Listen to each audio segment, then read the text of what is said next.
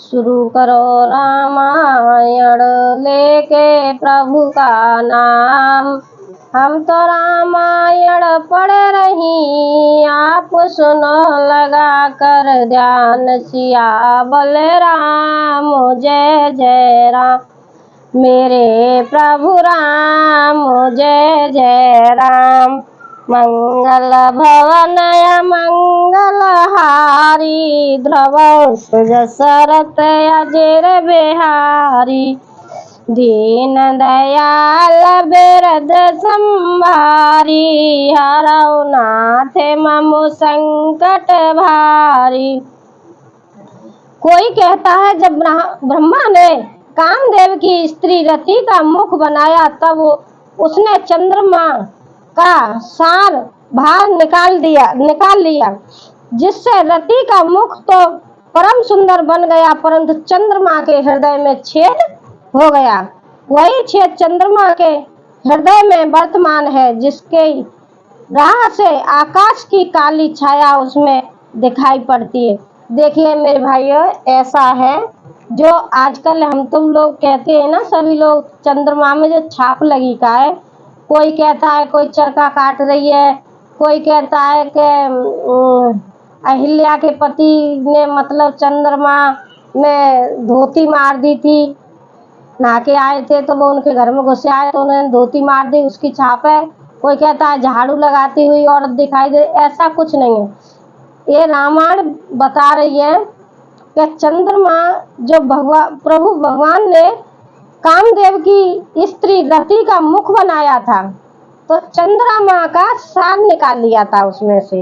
जो चमक थी चंद्रमा की, वो रति की कामदेव की स्त्री रति के चेहरे पे लगा दी थी, तो उनका चेहरा बहुत सुंदर हो गया था, इसीलिए चंद्रमा में छेद हो गया। वो ही छेद की काली छाया हम सब आप लोगों को दिखती है, जिसे कोई कुछ बताता है कोई कुछ बताता है। इसी से कहते हैं रामायण को पढ़िए। अगर पढ़ना नहीं आता है तो कोई रामायण सुना रहा है तो आप बैठ के ध्यान पूर्वक रामायण को देखिए, सुनिए, उसमें सारी बातें आपको मिल जाएंगी। लेकिन आजकल भैया रामायण कौन सुनता है, आजकल तो उल्टी सीधी चीज़ों पर ज़्यादा ध्यान देते हैं। मैं इतने ध्यान पूर्वक और हिंदी में अनुवाद करती हूँ, समझाती हूँ, फिर भी मेरी रामायण को कोई नहीं देखता है, पता नहीं क्यों नहीं देखते हैं। राहुल, चंद्रमा के हृदय में छेद हो गया, वही छेद चंद्रमा के हृदय में वर्तमान है, जिसकी राह से आकाश की काली छाया उसमें दिखाई पड़ती है। लाइट का सुनना है। प्रभु के गरल बंधु सस केरा, अति प्रिय ने जयोर दीन बसेरा। बेस संयुक्त करने कर पसारी, जारत बेहर बंधन नारी।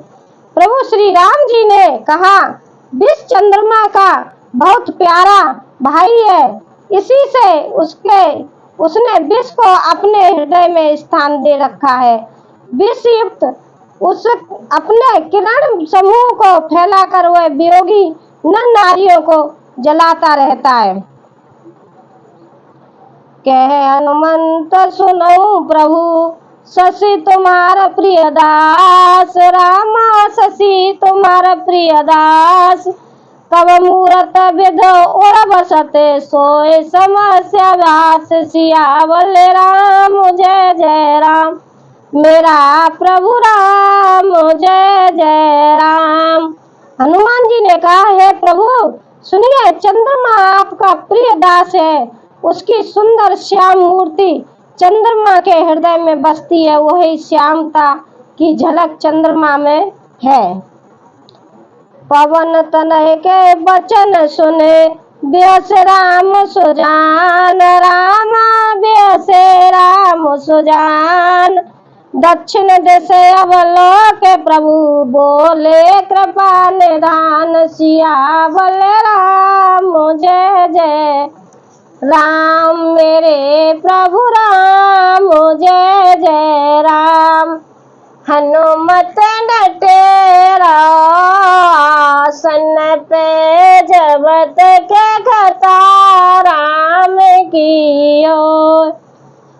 खताराम की होए, अनुमति खताराम की होए, अनुमति डटे रहो आसन पे, जबत के खताराम की ओर। पवन पुत्र हनुमान जी के वचन सुनकर सुजान श्री राम जी हंसे, फिर दक्षिण की ओर देखकर कृपा निधान प्रभु बोले। क्या बोलते हैं प्रभु, देखिए। देखो विभीषण दक्षिण आशा, घन घमंड दामिनी विलासा, मधुर मधुर गरजय घन घोरा, होए भ्रष्ट जन उपल कठोरा। हे विभीषण, दक्षिण दिशा की ओर देखो, बादल कैसा घुमड़ रहा है और बिजली चमक रही है। भयानक बादल मीठे मीठे हल्के हल्के स्वर से गरज रहा है, कहीं कठोर ओलों की वर्षा न हो। कहत विभीषण सुनो कृपाला, होए न दंडित न बारद माला, लंका से करयो परयागारा, दे दस कंदर देख अखारा। विभीषण बोले, हे कृपालु सुनिए, ये ना तो बिजली है न बादलों की घटा, लंका की चोटी पर एक महल है, दिशग्रीव रावण वहाँ नाच गान का अखाड़ा देख रहा है। छत्र में गडम्बर सिरधारी, सोई जनो जलद घटायतकारी, मंदोदरी श्रवण ताड़का, सोई प्रभु जनो दामिनी दमका। रावण ने सिर पर मेघंडम बादलों के डंबर जैसा विशाल और काला छत्र धारण कर रखा है, वही मानो बादल की अत्यंत काली घटा है। मंदोदरी के कानों में जो करण फूल हिल रहे हैं, हे प्रभु, वही मानो बिजली चमक रही है। बाजे ताल मृदंग अनूपा, सोईरव मधुर सुनऊ सुर भूपा, प्रभु मुस्कान समझे अभिमाना, चाप चढ़ाए बान संधाना। हे देवताओं के सम्राट सुनिए, अनुपम ताल और मृदंग बज रहे, वही मधुर गर्जन ध्वनि है। रावण का अभिमान समझकर प्रभु मुस्कुराए, उन्होंने धनुष चढ़ाकर उस पर बाण संधान किया। चंद्र मुकुट तांडव दल तब हते एक ही बाण, सबके देखत मह परे मरम न को जान। और एक ही बाण से रावण के छत्र मुकुट और मंदोदरी के कर्ण फूल काट गिराए। सब देखते देखते वे जमीन पर आ पड़े, पर इसका भेद कारण किसी ने नहीं जाना। आसकोत को करे राम सर, प्रभु से हुआ है निसंग, रामा प्रभु से हुआ है निसंग। रावण सभा संसद सबक देख, महारस भंग सियावल राम जय जय राम। मेरे प्रभु राम जय जय राम। मंगल भवन अमंगल हारी, द्रवो सुजसरत अजर बिहारी। दीन दयाल बिरद संभारी, हरे नाथ मम संकट भारी। ऐसा चमत्कार करके श्री राम जी का बाण वापस आकर फिर तरकस में जा घुसा। यह महान रस भंग रंग में भंग देखकर रावण की सारी सभा भयभीत हो गई।